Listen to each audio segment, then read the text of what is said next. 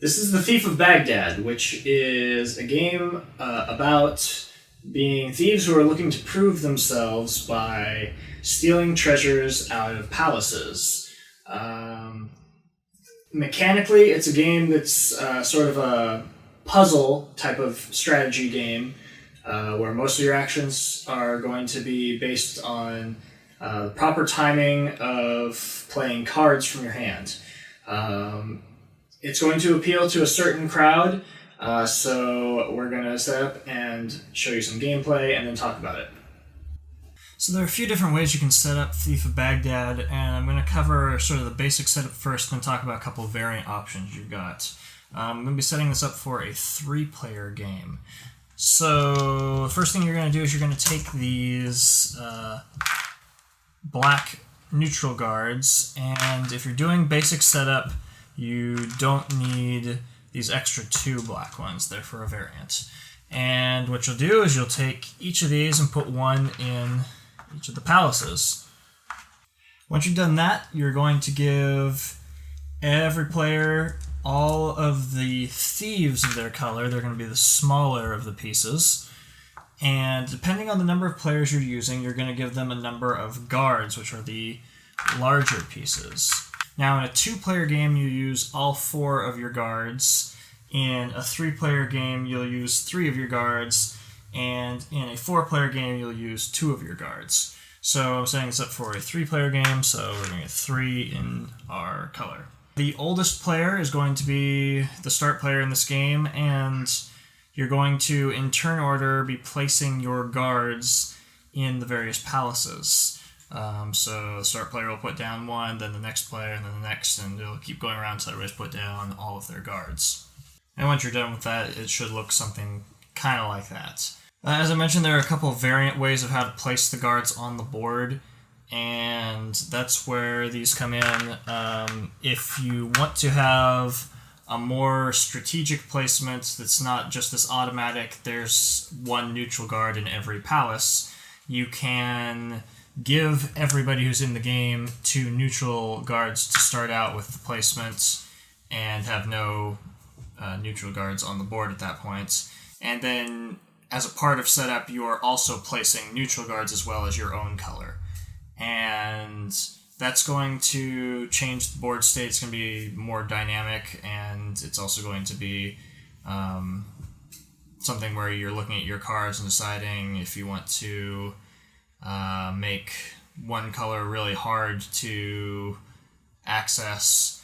So that's just a different way to do it. And then a third option would be to not use any neutral guards at all and just use the pieces of the players in the game.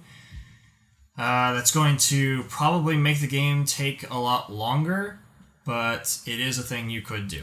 Next, you're going to take the treasure chest pieces. There's going to be a 4, 5, 6, and 7, and then there's a set of those for every palace in the game.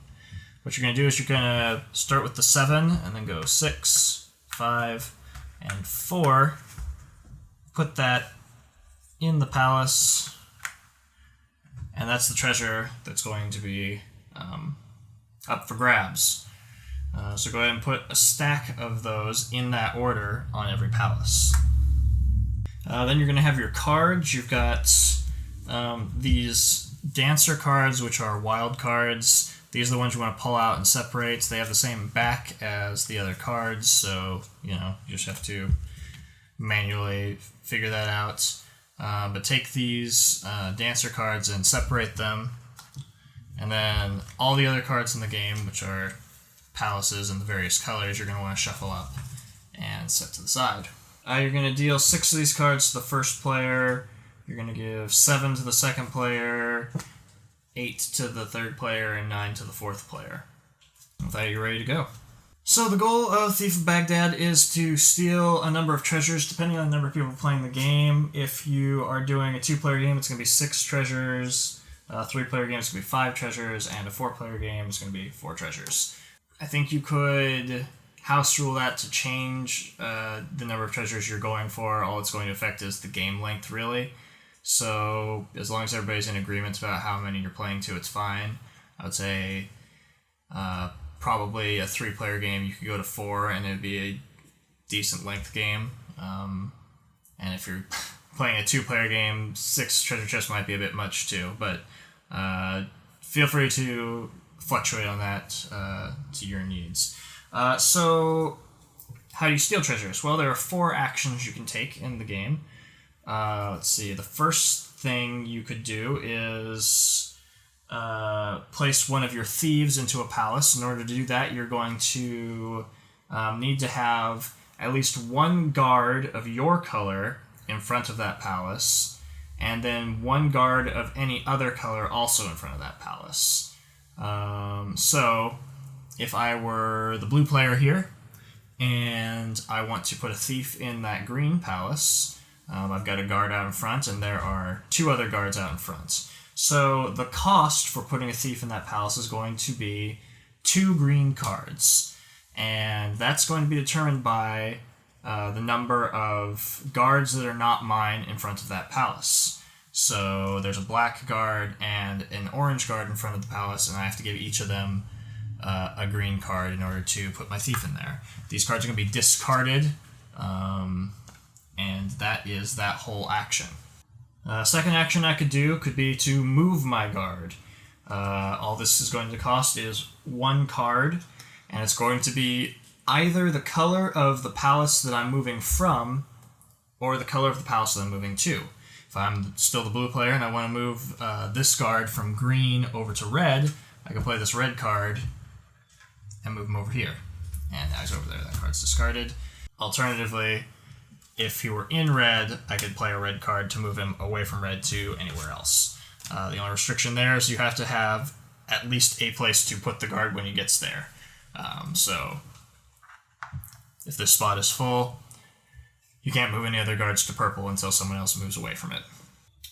If I wanted to, so we're going back to this action, and I play this red card because I'm moving my guard over to the red. Since I have a thief in this palace with this guard, I could choose to take that thief with that guard as a part of that action.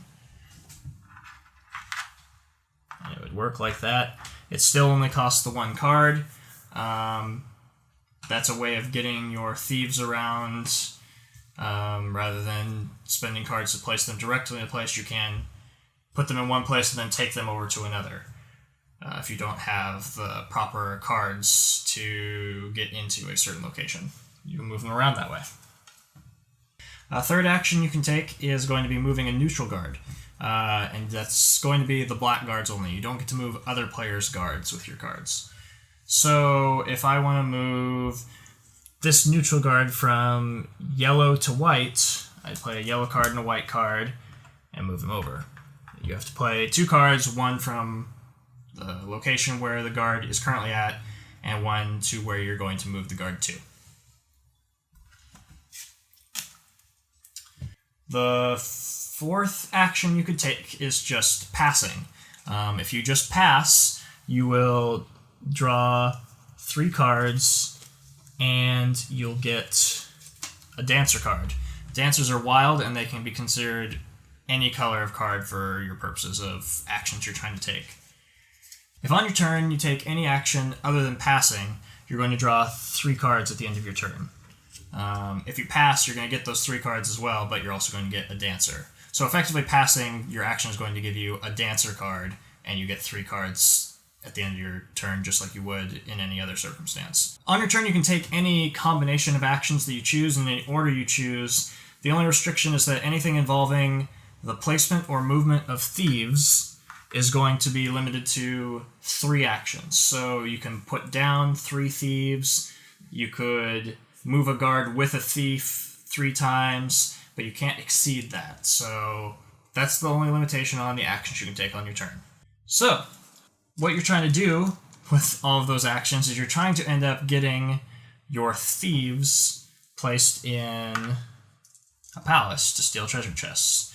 If you ever end up with the number of thieves that's on the top treasure in that palace, this one's a 4, and I have 4 thieves here, then I get to take this treasure.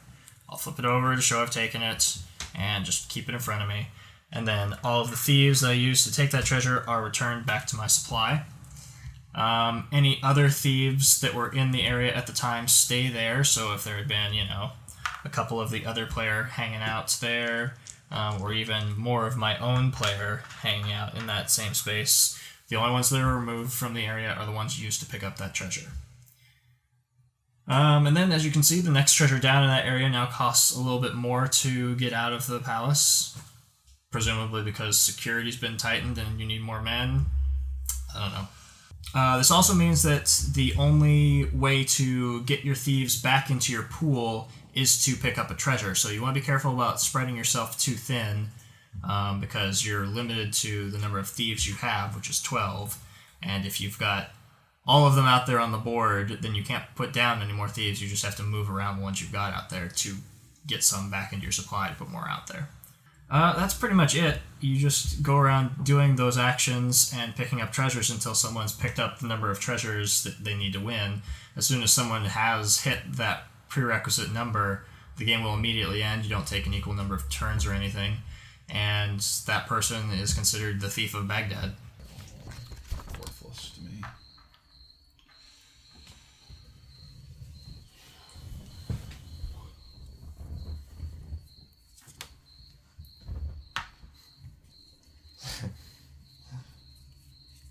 I got this.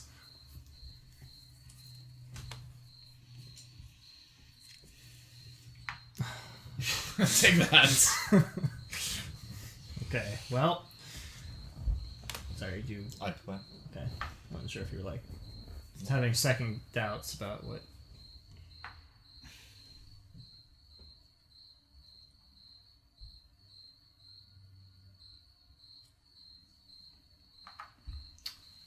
There you go.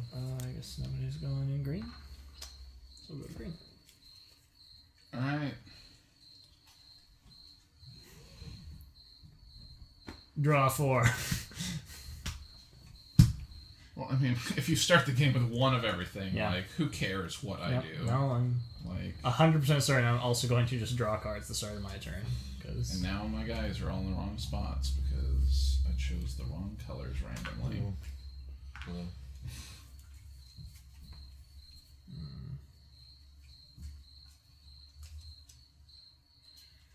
So I can put a guy down in green. Put a guy down in white. And I can put a guy down in red. Those are my things I could accomplish.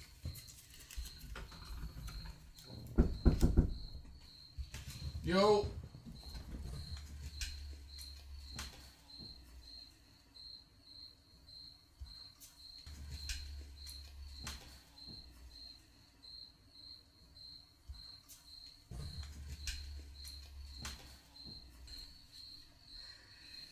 Now I put 3 guys in white. It's like literal crickets in here. Yeah. It is, indeed.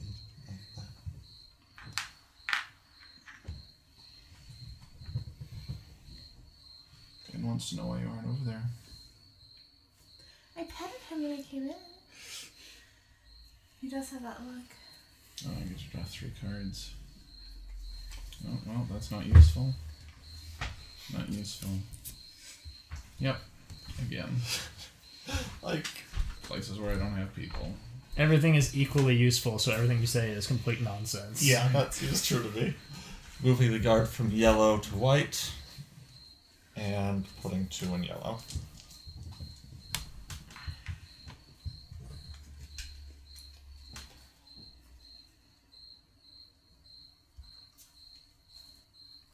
Well, I'm gonna go red and red. Those 2 down there. And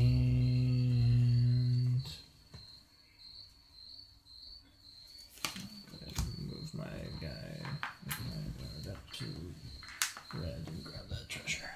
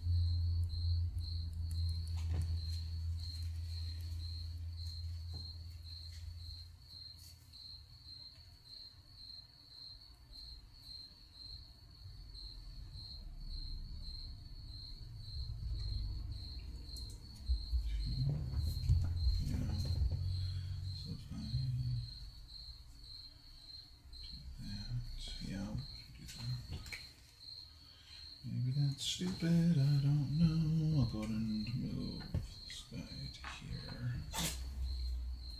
And then I'll take my other 2 thief actions.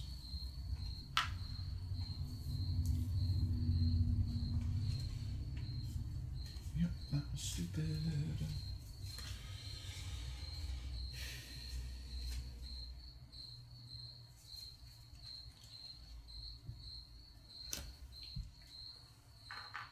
Yep, it was stupid. Like, I mean, I really hate games that are this random for like, okay, if I draw colors that are good, then I'm gonna do well. If I draw the exact opposite of the colors that I want, then I'm gonna be able to do nothing.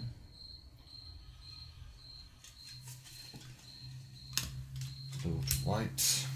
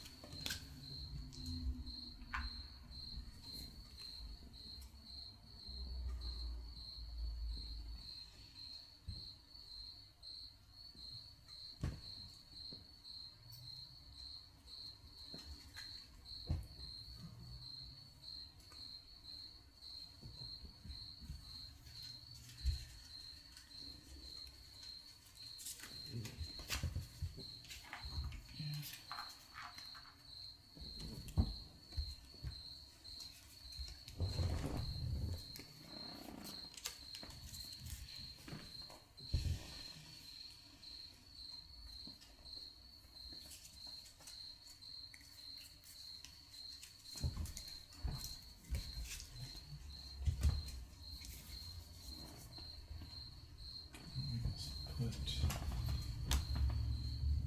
guy in this courtyard.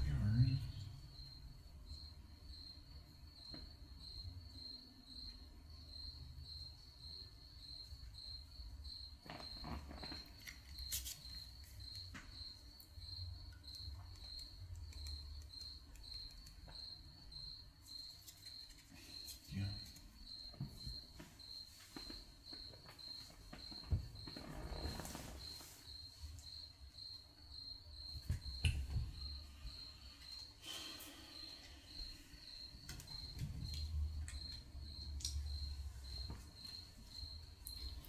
Adding 2 to yellow.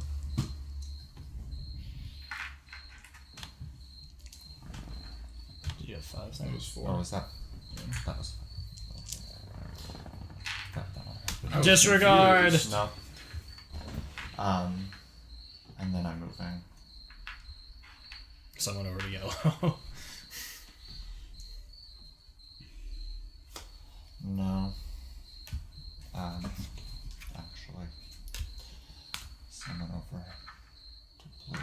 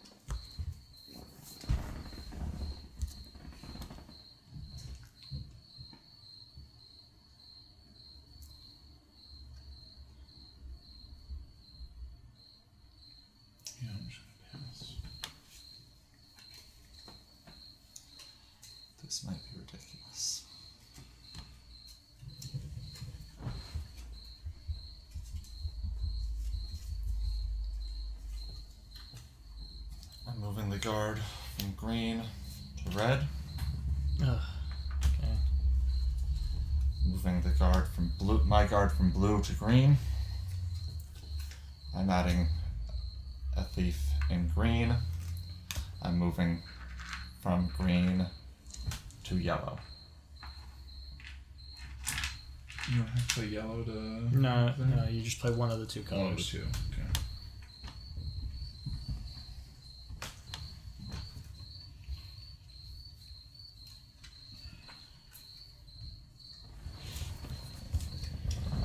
Oh, okay.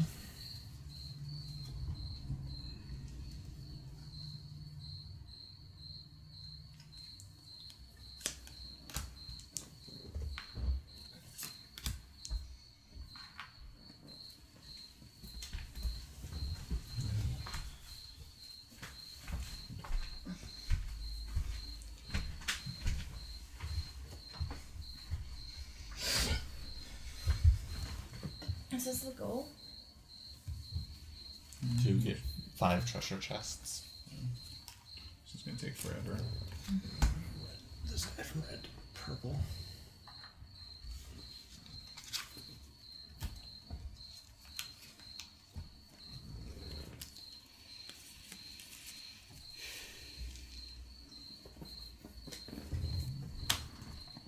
Purple.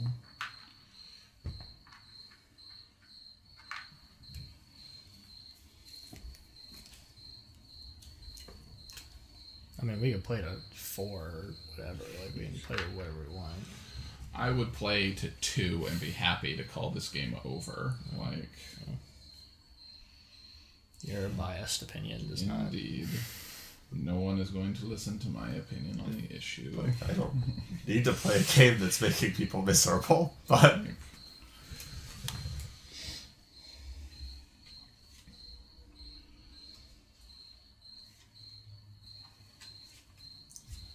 and add 1 to yellow.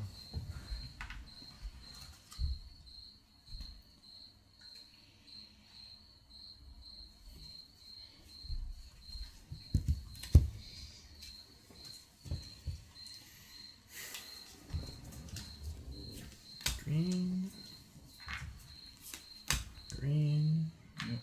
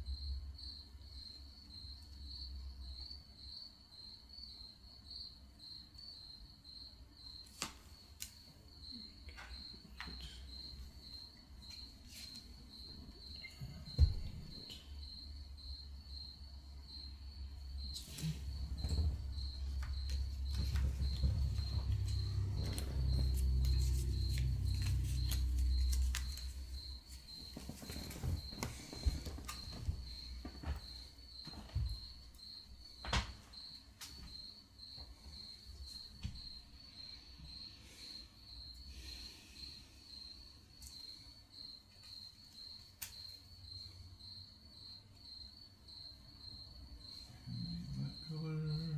No. Okay.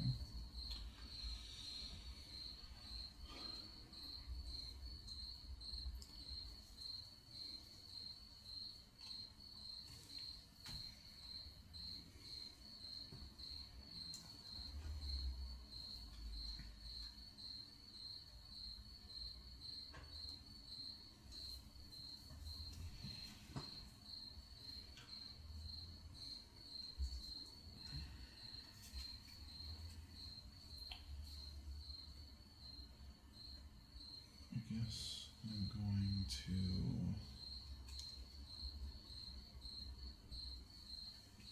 move a guy from teal to green. Okay.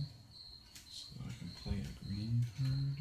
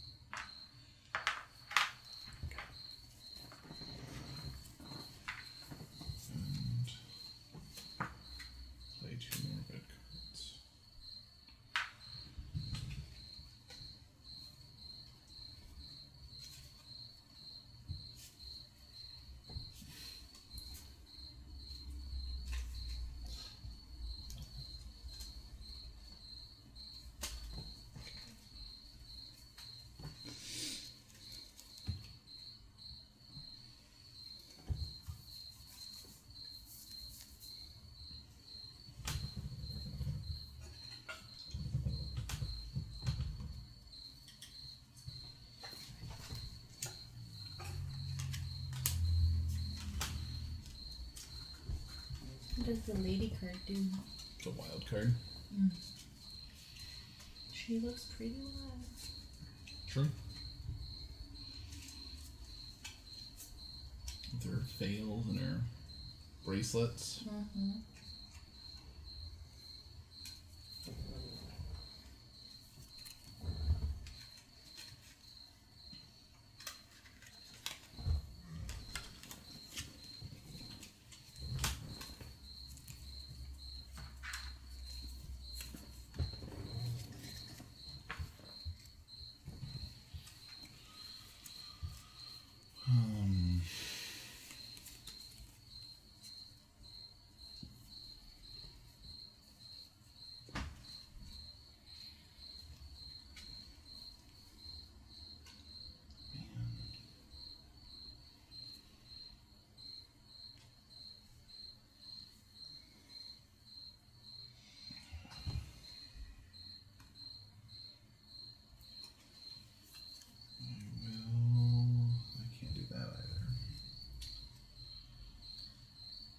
Guess that's just it. I can't do anything with those.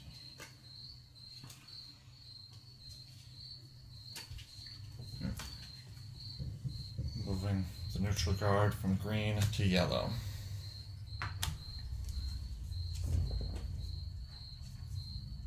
Adding 1 to yellow. He immediately falls down on the job. Yeah.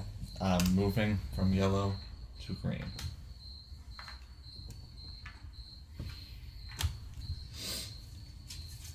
Adding 1 to green. So when you... So when do you get to collect treasure? When you have the right that number of is equal thieves to there. the- Oh. That's why it's going to take forever to finish this game. I'm ready to get out of the white game, I guess. So, my card. No. I don't know.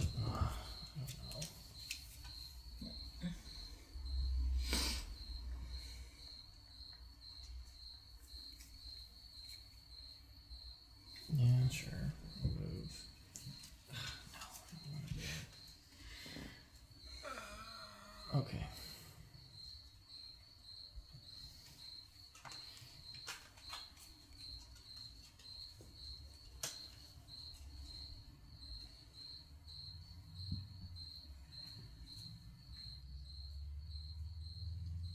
Yeah, sure.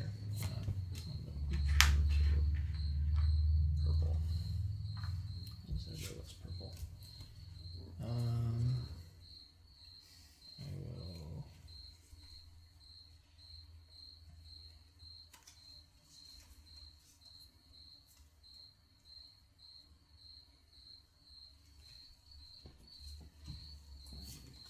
Teal and red. Do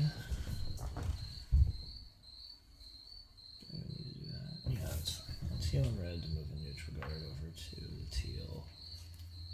And then play the dancer to put something and take that treasure chest.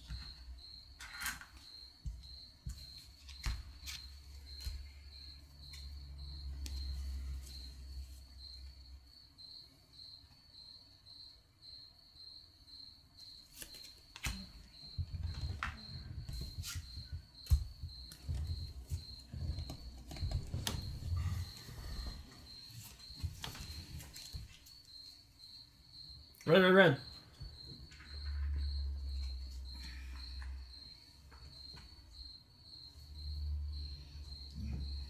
Do I move any guards?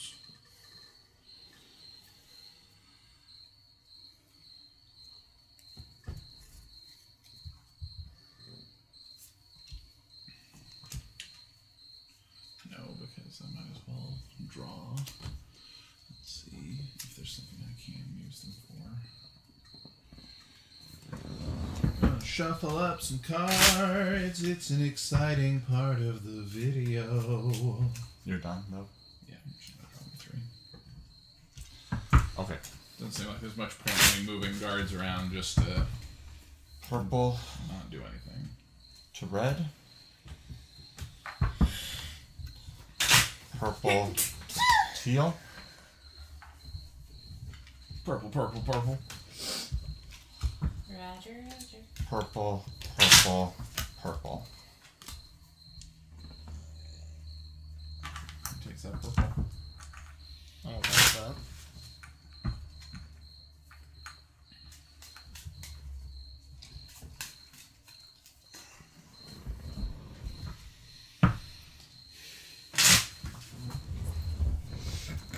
Because I also go purple, purple, purple.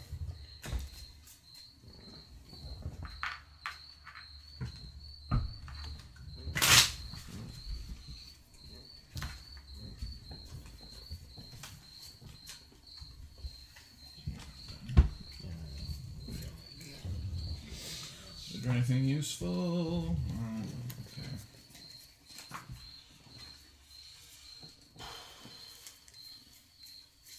Okay.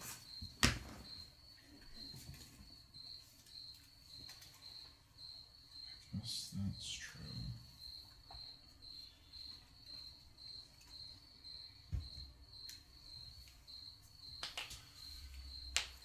I'm going to. Are you gonna say one jump ahead of the bread man? Yes. I don't think we can sing it. We'll get sued. Seems true. Disney's pretty aggressive. Move one of those neutral guards from white Like the to edit purple. Yeah. Which means I have to watch this whole game of us playing Thief of Baghdad to find this part where we're talking about Aladdin and cut it out. And put 3 guys in white.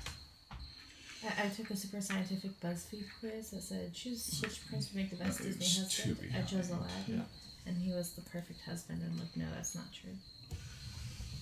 He's an impulsive liar. Straight Disney. Yeah, let's see what happens. He wasn't from Baghdad anyway. Well, Fun. You can't hum it. What are you doing? It's not my fault. People put it in my head. Whose fault is that? I want to know. Well, Sean. can you show me? Oh, that's another Disney movie, isn't it? Yes. Damn Oh, it, it's Phil Disney. Collins, why are you so good? Okay. Are you done? Oh man, Um, it's like one of my favorite Disney movies. Yeah, I drew my 3. Didn't I? Yeah. Because I got nothing useful, so. Nothing that I wanted anyway. It looks like. How many meeple do you each have? 12. Yeah. So it's not, 40 thieves. I'm adding one to green and one to yellow.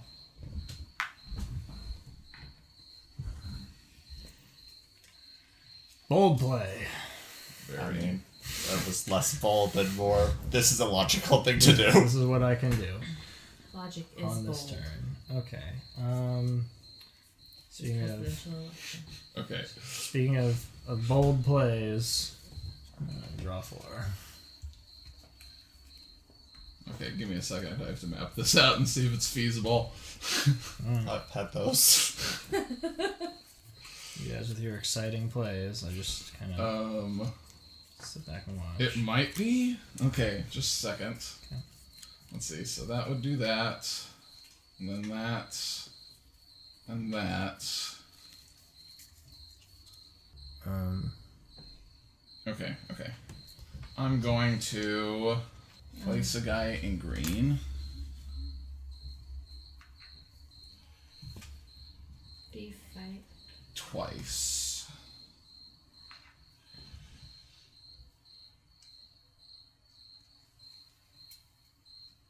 And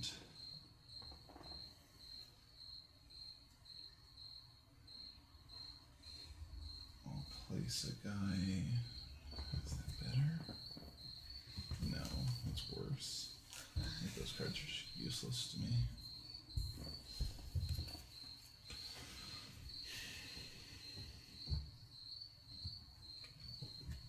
Yeah, for my 3rd, I'll place a guy here.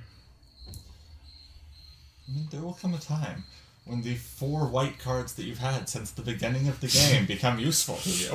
It's true. Notably, I've saved that because this is that turn. Yeah. It makes me so growl. Sorry.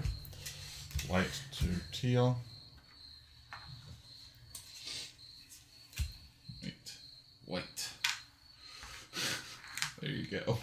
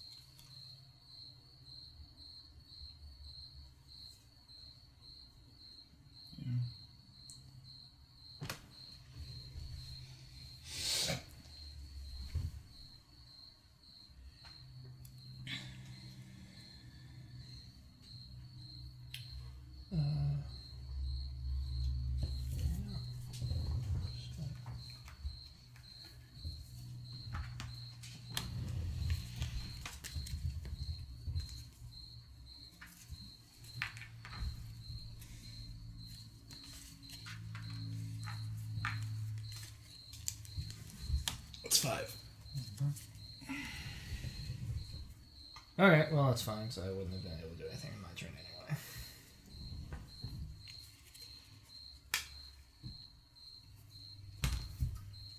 You're the Thief of Baghdad. I am. I finally figured out how the game functioned.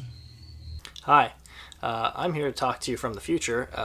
We filmed this video that I'm interrupting for Thief of Baghdad about 18 months ago, and various circumstances happened where we had a couple computer crashes and kind of forgot that we'd ever filmed footage for this review. And also a guy named Jeremy put out a pretty solid video for it a couple months after we filmed ours, and so I was kind of not too worried about getting back to it. But in the video, you're going to see us talk about how the Thief of Baghdad here is out of print, and I kind of make a statement of it's probably not coming back into print, and I don't know that people should be trying to pay exorbitant prices and track it down. As it turns out, in that 18-month span, it did get reprinted as 12 Thieves. Now, there are a few changes that happened in the new edition. I wanted to stop and talk about that because I think it's important if you are trying to consider which version of the game you want, if you are interested in tracking it down. First change is they got rid of the board and replaced the palaces, like their individually printed palaces, on separate pieces of cardboard in 12 Thieves. I don't think this has any gameplay effect. You could change the order that they sit around the table, but that doesn't really matter anyway because the card draws are random, so I don't really know what effect that has other than just being maybe cheaper for them to print pieces of cardboard instead of one solid board. The second change is that they included player boards in 12 Thieves, whereas Thief of Baghdad doesn't have anything like that. I think that's kind of a nonsense change. It's just kind of a waste of cardboard. You don't need player boards. It gives you a place to put your thieves when they're not on the board, and it also tells you how many treasures you need based on how many players are playing the game. That's kind of just not necessary, and so I don't feel like that's something you need to be particularly worried about comparing the two editions. The third thing they changed is they took these nice wooden pieces that came in the Thief of Baghdad and replaced them with cardboard. They have comparable artwork to the original game, artwork of a thief or a guard, and it's on a little piece that lies flat on the ground instead of the wooden pieces standing up on the board. I think that's a negative change. Obviously, it depends on your value of aesthetics. So if you think the wooden pieces look good, or if you like having art on your pieces. But one of the interesting things about this game, one of the things that I guess draws you to it when you look at it, is the unique wooden pieces, and they took those out. It's not a big deal. It doesn't really matter, but I think that a lot of people, if they were looking at the two editions, would make a decision of which one they think looks better, because they definitely do look different. Now the fourth thing they did is they put it in a different sized box. Now, I think this box is kind of an awkward and annoying shape, but it's okay. They put it in a box that's probably something closer to like this, like a large square box. And it doesn't need it, especially if it doesn't have a solid board. So it's kind of... That would have been the one reason why I would have been like super into them cutting down the board into separate pieces of palaces, because then you could put it in a smaller box. But they didn't do that. They put it in a, I think, technically bigger box. So that's another thing you'll consider when comparing the two editions. And I'd be super annoyed if I had a copy of the game and it was in this large square that didn't need to be that big, especially when shelf space is, an issue as your collection gets bigger. So anyway, I wanted to talk about those things. Also point out that you see me talking about how I don't think this game will ever get reprinted, and clearly I don't know anything, because it did get reprinted. And so now I'll take that into consideration with future reviews. Alright, thanks. Thief of Baghdad! How do you feel about the Thief of Baghdad? Okay.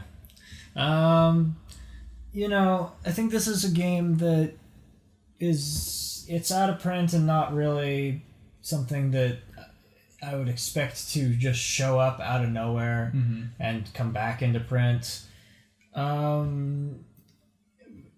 what it is, I think it's okay. Yeah. But I don't think it's worth going out of your way to track down. Yeah. Talking about sort of the things that the game has going for it. I think the art is good.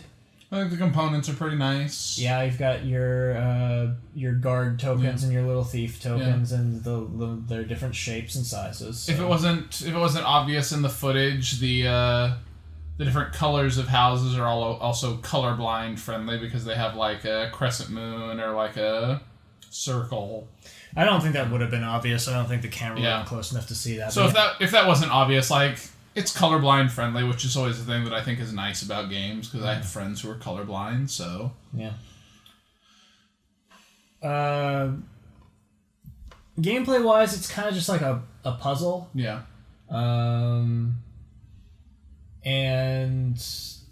Not a very interesting puzzle. I don't know, I would say it's not interesting. I think people would find it interesting. And if you don't find it interesting, that's no fault on you. Some people would like it and some people wouldn't. Yeah. I think sort of the downer on it is that we played 1.5 games of it. It's the first half game of we played of it, and then into the whole game we played of it. It was mostly played in silence, because it's the kind of game where you're sitting there trying to calculate what you're doing. Yeah. And that's just not, it's going to be the kind of game where if you've got people over, you just kind of sit there and count and stare at the board. Try to figure out what you can move with the numbers you have. It does play 2 to 4. I imagine it's not good at all with 2. Doesn't seem like it. And I think that 4 would likewise be pretty painful. 2 probably would be painful just because you wouldn't have any player interaction. Mm-hmm. 4, I think, would be so crowded that it would be miserable. You'd be... Every house you'd always be spending at least 2 cards and usually 3 cards to put down a guy. I think that would get tired really fast and make the game take a lot longer. I think that probably 3 players is the sweet spot. The sweet spot. mechanically, it's not.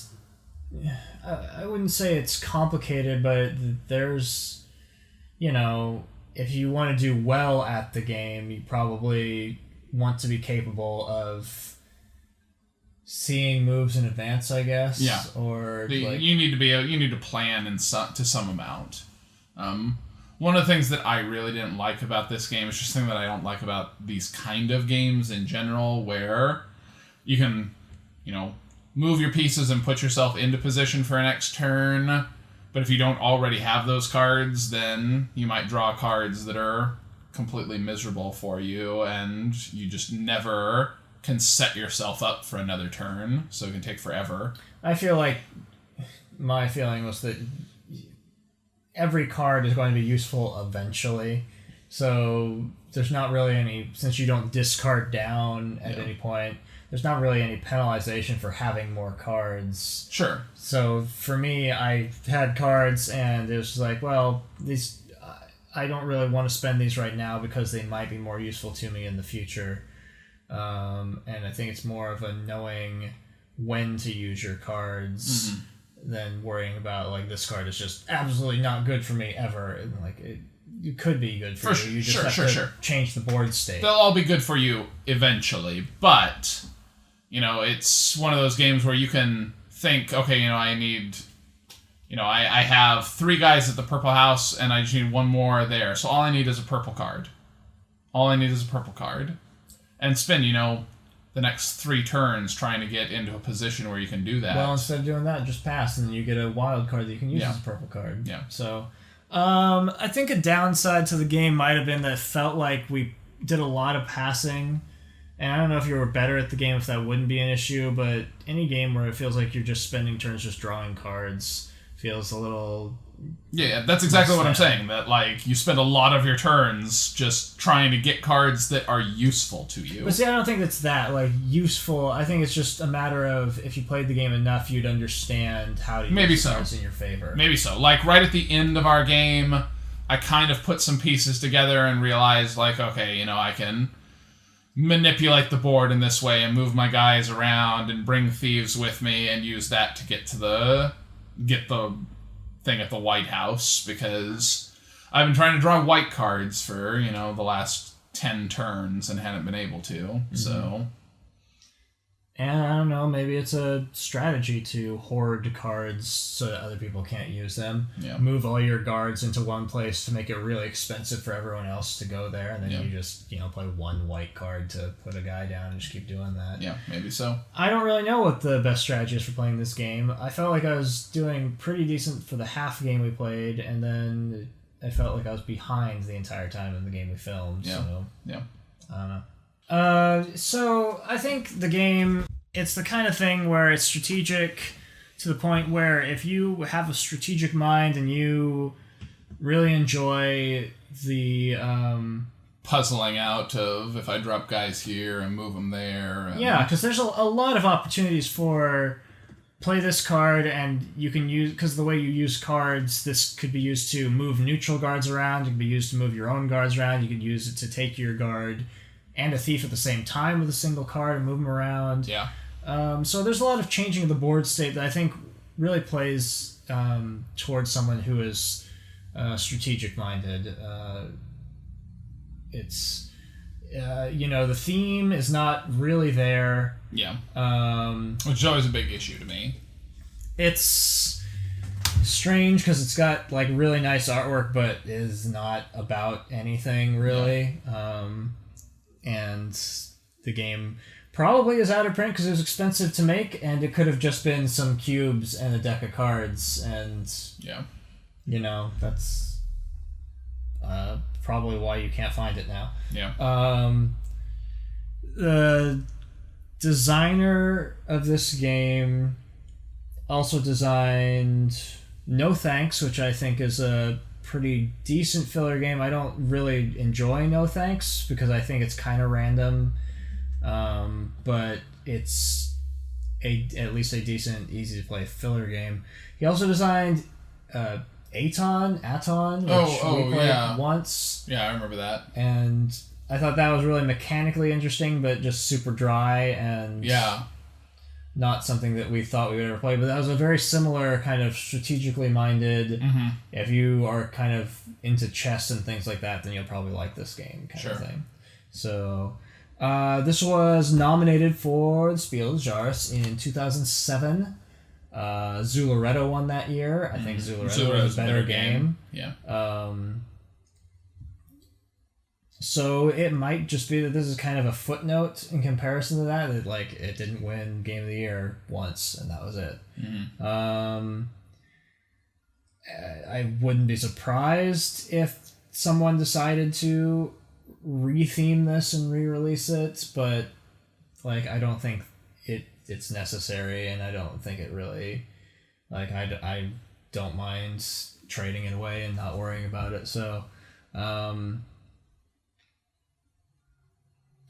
yeah, I'm not a particularly keen fan of games that are super strategic, and I'd give it like a 6, I guess. I think it's fine to good, I guess, but also just you need to be playing with the right kind of people. And I'm thinking about like if I were playing this, I definitely would want to be careful with who I play with because there'd be people who are super slow. Yeah. And it would just be an awful game if Yeah. you had playing with people who take too long to make a decision. I would probably give this about a 5.5. I think that's where I'd be. I didn't like it as much as you. At first, I was kind of miserable playing it, but then, like, once I started to get into it, my opinion of it started to come up, and I thought it was okay. But you'd play it again. Yeah. Now that you understand the mechanics behind it. I would play it again, but I wouldn't be thrilled about playing it again. Yeah. And I definitely feel like the rule book is a stumbling block. Yeah. It's just kind of awkwardly worded in a way that it just makes it kind of a deterrent to get into. Like I said, it's not actually that complicated in terms of what you can do, but just the way it's written in the rule book and the way that things can tie together makes it a little hard to approach. But after you have played it, then it's not so bad, and you're like, okay, well now I understand how things fit together, and I would play it again. So I would play it again too. So I'll play it again now. I don't think I want to play with 2. So yeah, there you go. Thief of Baghdad. You look out for Queen Games to do another one of their big box Kickstarter second edition releases. Probably going to happen. It's already in a big box. It's in a box that's too big. Too big? Yeah, that is the big box. Yeah. I was going to sing, but I'm pretty sure, Disney would sue us, so... I mean, you could sing just kind of like...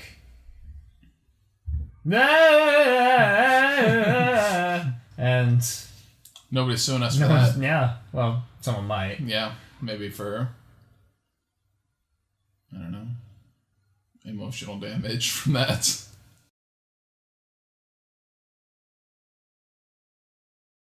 This is the Thief of Baghdad, which is a game about being thieves in Baghdad, and I don't know how to make this sound exciting.